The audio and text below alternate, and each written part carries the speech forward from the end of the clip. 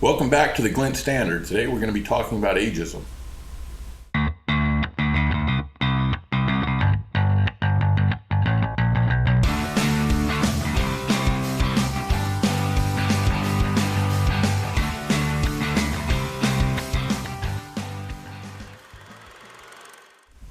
So ageism, that's probably something that everyone feels like applies more to me than you, I would think. Maybe. Maybe it does. Maybe. What are your thoughts on ageism? Yeah, I think it's, if you had to define ageism, I would say it's, it's basically making a judgment call on somebody based on their age, right?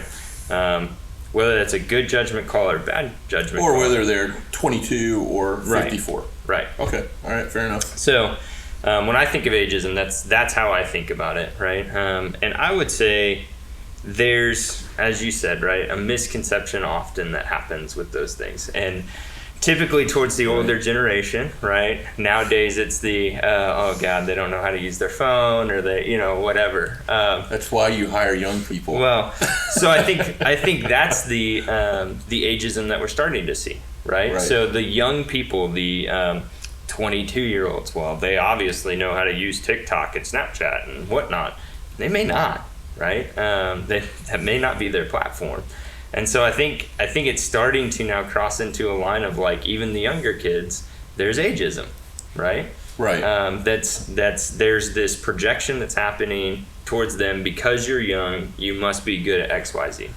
So I think ageism typically is going to happen to the older generation, and what it is about you're out, your career's over, and it's just finished because you don't have enough value anymore.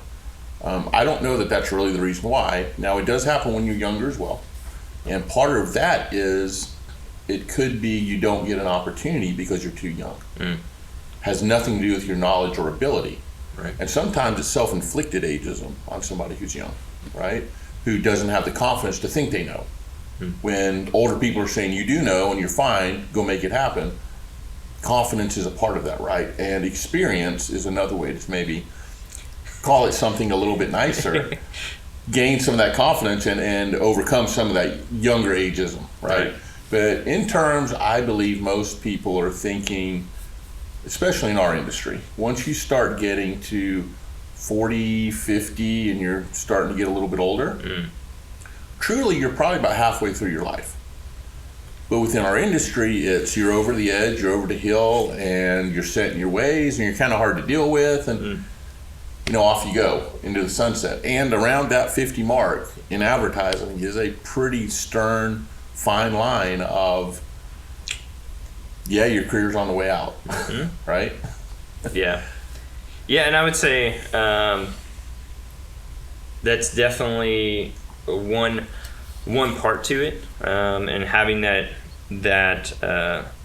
as you said, right, the experience side of it, and calling it something nicer than what it is. I think a lot of people have been talking about it for a long time, but they call it like, oh, you're not as seasoned, or you're not as experienced, or you're not, those things. And I think it's just a way to try to be nice about it, but it's still, I think of it as anybody, regardless of age, is able to do certain things, right?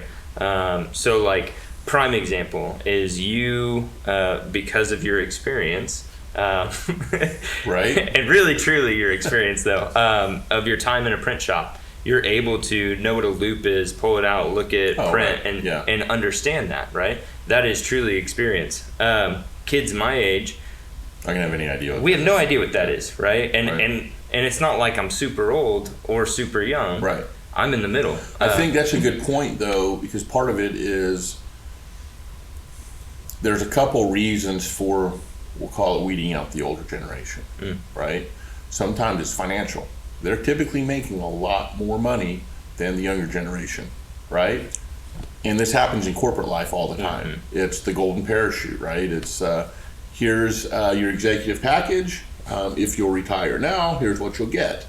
Otherwise, you got to move here and you got to do this and do that. And is it worth it to them to do that, right? That's part of it. So money's a big part of it. The other side of it is, as you start to get older, you tend to get a little more set in your ways. Do you stop learning? And you have to be honest about that. You may get bent out of shape because, oh, I'm old, so they don't want me around anymore. Well, you also have to continue to learn. Now, an example in our agency with me, right? Mm-hmm. I understand platforms. I understand digital. I know there's importance to all of that. I don't have the nuances of how all those work. It's not productive for me to learn all of that, right? Where you know that more than I do, and the younger people in the agency know that more. It's part of the reason they're here. They're bringing a different set of skills and value. The older generation, as you mentioned a minute ago, is they have the marketing 101 experience. You have all the whiz bang and some of that experience, but how do you apply it? Because at the end of the day, we're still doing selling, right? We are. And you have to connect with people. There's a lot of time that's been invested in doing that when you're older. And I think part of it's the education side, right? Mm-hmm. Kids today, we didn't learn what a loop was or how to look at print. Right. It's not something that was taught in universities. And not as critical today as it was, 20 years ago. Well, and it's right. Yes and no, right? I mean, we were trained in the agency how to look at those things, right, and understand the difference between digital print and offset print, right? And all of the different things that come with that, right? Quality. How do you control quality? If things are running too hot on certain inks, right? And being able to identify, I think that makes you a better employee and a more valuable employee, because you're definitely going to have something that other 30, 20-year-olds don't have. There's no doubt, right? And that's on old school techniques too, as most people think of it that way. Right. The traditional advertising, it's print. That will always be around. Not like it used to be. And that value is still there, and you need to know those nuances and know how to do those things. It keeps the quality where it needs to be, but it's easy to let it go and go, that's the printer's job. You let them deal with that. As soon as you let go of that control that typically is what starts to get you into some trouble, and it will cost you a lot of money at the end. Our world is very much around the digital side of it too. Mm-hmm. Agencies, a lot of them want to over-adapt, and really what we talk about is integrating those worlds. But what we're integrating really is not just techniques and digital and traditional and all those different areas that you can market and advertise in. It's really integrating a team of younger, older, diverse backgrounds. If you can have some diverse and economic backgrounds as well. Talk about a wide range of thinking to solve a problem. Where I think value and where I'm leading to here is we want to, how do we overcome this? And should we overcome this, right? I think there is a way to overcome it, I think is the right word, because there is a challenge there. We're trying to solve problems at this point. Now, maybe as you get older, your responsibilities change a little bit, and that's okay. And you have to accept that, and I think that's fair. Mm-hmm. But the value you bring in your thinking in a group setting with a lot of different generations can be super valuable. But you have to be able to do it in a way that somebody can take it and run with it. Yeah. And also see that value in it. So you have to get the whole team involved in that. And when do you bring the entire team in? And when do you do it as individuals? I mean, that's a big piece of it. So I do think there is some value there. So do you feel like we need to overcome it, or what are your thoughts on it? Yeah, I would say the root of ageism is really assumptions and misconceptions, right? Mm-hmm. And so I think everybody would be a lot better off just in general if we were a lot more open-minded. I think that's fair. I think that's very fair. And not just in the world in general, right? Yeah, so not just ageism, right? Not just stereotyping, any of those things, right? If people were just more open-minded and didn't immediately jump to conclusions, you would have better conversations, and you would have better understanding at the end of the day as well. And so I think that's the important part, right? As I mentioned as an example is a younger person who comes into a new job position, right? And I see this a lot more on the brand side of things than I do in the agency side. Agencies, I think we kind of know what we're stepping in when we hire somebody that's younger.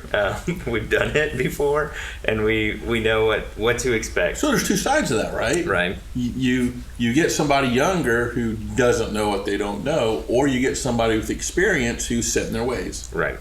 Neither one's good. Well, right? I think my point was, like a lot of times on the brand side, right? In corporate America, and not even just corporate America, corporate in general, right? It's It's voting season, so we have to no.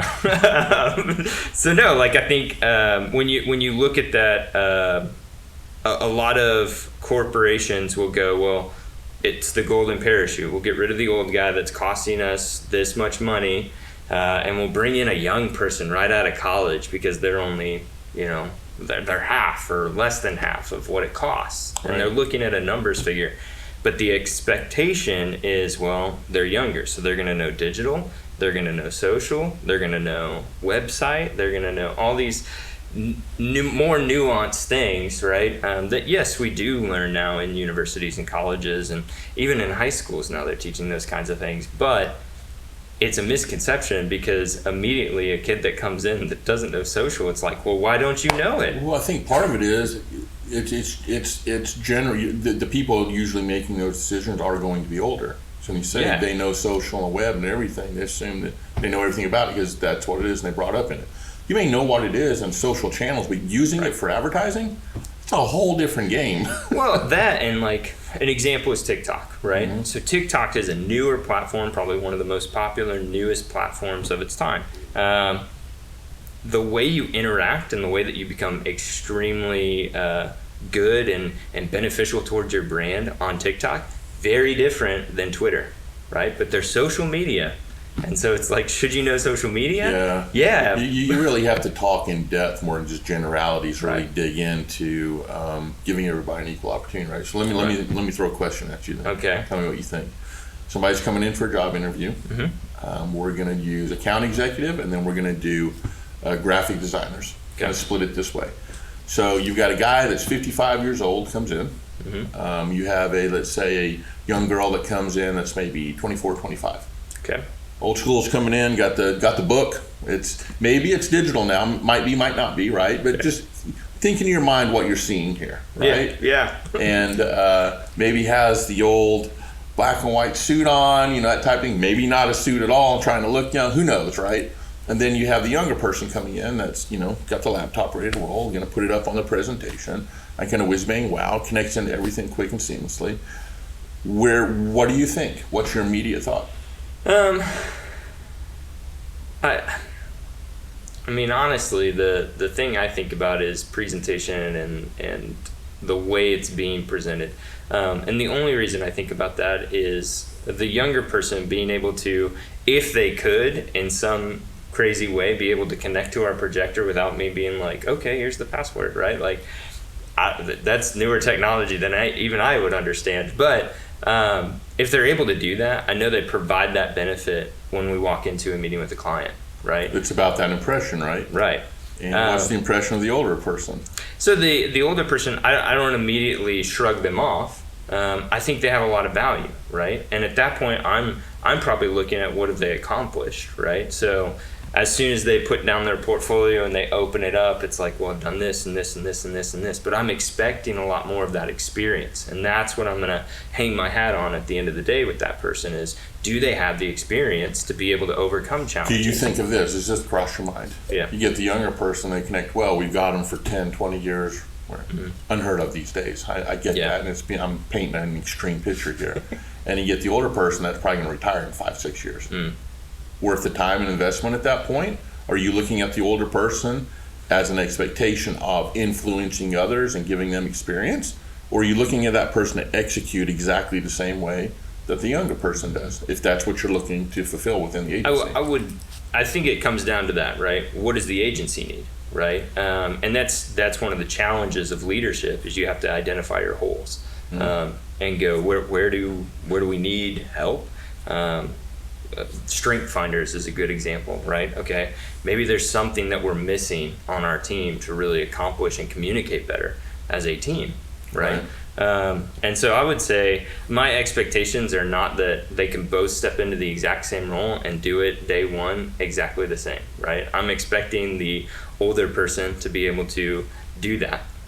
Maybe not seamlessly, but they've been through trials and tribulations in the past. And if they're continuing to learn and staying on top of things, they should be able to pull that off. Right. So that overcomes the challenge of, if you're not hired at that point, it's not ageism, it's you've lost touch of your craft. Right. Okay. Right. And then the younger person, I'm not expecting them to step in and, immediately take the reins. I'm expecting, realistically, there's probably 2 years of growing pains in there, right? Especially if they're right out of college. Right. There's a lot you don't know, and that's okay. But I think that's the thing, as the agency, we have to go, what do we want and what are we okay accepting, right? Do we need somebody today that does design, right? That we don't have to get up to speed. So in your mind, is this something we need to overcome, or it's just part of the natural transition of a career? I think it's something that should be communicated about more. And as I said, if people were just more open-minded, not having an immediate belief, right? Like when an old person walks in and they open up their portfolio. Why do you smile every time you say that and look at me? It's weird. I don't know. I get where you're going with it. But if a older person walks in and they open up a paper portfolio and start showing me examples, that doesn't mean that they don't know how to use a projector. That's just their medium that they've been. And it could be that they have so much, like, years of experience that it's difficult for them to transfer that into a digital space, right? Maybe not, but maybe that's what they're most comfortable with and any of that. So you get rid of the misconceptions and the immediate judgments. If you're broad-minded. Right. And I think that opens you up for getting rid of ageism and looking truly at the person. Okay, so let's look at financial then, right? Okay. Obviously, a younger person is probably going to come in at a lower entry point than an older person. At some point in your career, and we use advertising, we know it well. Yeah. You start out, grow, peak, and then you're done, or you start to work your way down again if you want to stay in. What's realistic there? Yeah, so I think I full-heartedly believe that if you want to continue to make more money and continue to increase your revenue, you have to increase your value, right? That could be training, right? And moving into more of a management role where you're training people, you'll probably continue to grow and increase in income at that point because you're having a lot more value. You're training multiple people. You're imparting the knowledge and experience that you have so that we can overcome hurdles very quickly, right? That's true, and you're making your workforce stronger. Mm-hmm. But the way an agency bills and makes money, that's a non-billable resource. Yeah. But it's making your other resources better. Does that have the same amount of value? And I know it's a case-by-case instance, but I firmly believe ageism overall is hard to get rid of because you can't continue to pay everybody tons and tons of money. Right. Some people are going to bring more value, and that's why they make more money. Right. So when you hit that point, and I don't know if your skill sets change or your effect on motivating and teaching others the values you do have and the things you have learned, your skill sets, that's great. But when you can't do that anymore, it's not ageism anymore. It's you're just kind of fading out unless you go and learn and continue to try to stay up to date on things. And if you can, your value could be massively huge. Well, and I think the other, yes, absolutely, right? I think the other thing that you have to take into consideration is as people get older, their rate of burnout becomes significantly higher. It does. And so I don't think it's so much ageism as it is people when you've done the career for 20 years, you're kind of tired of just doing mock-ups anymore, right? Like, I'm done. So is it something that we should focus on trying to overcome, or is that about the individual doing it then? I would say a good manager is overcoming that by having conversations and being realistic. So you should overcome it then? You should overcome it. Okay. But I think it's how you do that is probably through more communication with that person because it's going to be on a case-by-case basis. Yeah, so it's interesting. I've got another point I want to share with you and just get your thoughts on it. It's one way there's an agency in Australia that is looking to overcome some of this. Be right, wrong, and different, right? What they are doing is they're turning more of the senior level people as internships for the agency. So you have internships coming into an agency and you have internships going out of an agency. So it's almost coming full circle. It's almost like, born in diapers, die in diapers, right? Oh my gosh. Well, is that demeaning to go back to being an intern and you work part-time or you help, or I don't know the details of exactly how that's affected. Yeah. And you have a senior group working on things. It could be hugely valuable, but it's still prefaced around the internship idea? It's definitely interesting. Yeah. I mean, I'd love to know more about it, but and I think that's going to be the thing that starts to happen, is especially when we look at baby boomers starting to retire, right? And what my generation is going to face in that. There's huge opportunity for our age group for that, but at the same time, we have to get really creative with how do we handle a aging workforce that has taken leadership positions, and there's a lot of them now, and they're slowly going to want to retire, right? Or they're forced to retire. Or they're forced, yeah. That's the unfortunate side I don't like to think about much, but yes. But it is there. It's real, there. Right? So acting like it's not there is foolish, because it's going to come at some point. Yeah, so I think internships could be a very interesting thing, of how do you handle that. I'd be more curious about how was it perceived, right? What did they think about the fact that well, if you want to stay, it's an internship, right? So sorry. So yeah, I don't know. Yeah. And also, what do they do? I mean, are they filling the copiers? Are they getting coffee? Are they doing? Yeah, I don't think it's that. I think it's very much share your wisdom and help us be better. Yeah. Definitely, and it may be a part-time thing too. And as people start to fade out in their careers, that may be perfect for a lot of people. Pay me less, let me be here less, right? Well, I still want to bring value. I love what I do. I don't want to have to give it up. Right. And I think it's that passion that the older generation is going to have about, I've invested 20, 30 years into this career, probably more, right? And I don't want to give it up, right? I love what I do now. It's not about necessarily the money, or it's not about, I mean, it's still maybe about the money, but it's not necessarily about those things. Like, you don't continue to just do that and drive your entire life, especially if it really is a career. Right. In that pathway, if you really don't love it, right? Typically you don't. And so there's probably an opportunity, especially for my generation, to maybe push that older generation out and go, this is what we're going to do, right? We know that you're passionate about it, and here's the opportunity we want to give you. You come in and you work part-time, and you set your own hours, and you can relax on the couch when you need. So value's still good. It's just maybe not monetary. It could be in lifestyle as well. Absolutely. There's a lot of value in that too. That's a really good point. Yeah. Cool. So we'd love to know your thoughts. Leave us a comment below, and definitely check out all the other channels that we have now. So we've expanded, and we're on multiple different podcast channels. So if you've been just restricting yourself to this one, there's probably more that you can look at as well. And I don't even know what you're talking about. I know. No, it's not on paper. I don't know how to do it. It's okay. So, but yeah, we definitely love to hear your opinions on ageism within your own workplace. If you have a story to share, that'd be awesome to hear as well. So you can always follow us at agency@theglintstandard.com. That's the best way to reach us, and submit your question as well.